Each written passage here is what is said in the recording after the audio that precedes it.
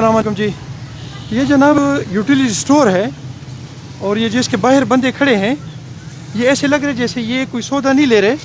بلکہ یہ مجرم ہو, اور ان کو اسٹور کے بغیر باہر دھوپ میں سے کھڑا کیا ہوا ہے جیسے یہاں پہ یہ کوئی مجرم ہو, کوئی سودا نہ لے رہے ہوں.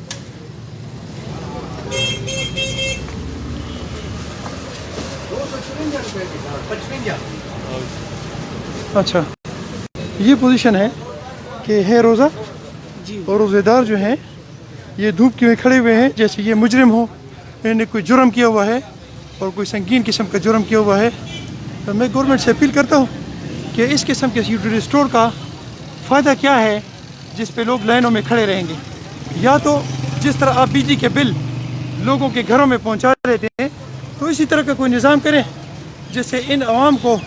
چیزیں ان کو گھر کی ان کی دہلیز پہ مل جایا کریں, بجائے اس کے کہ یہ مجرموں کی شکل میں اسی طرح لائن میں دھوپ میں گرمی میں روزے میں کھڑے ہوں گے. ساتھ ہی یہ رکشے چھینچیاں جو ہے اس کے ایک دفعہ پھر یہ جو اجارہ داری ہے یہ بھی ایک نظر دیکھیں.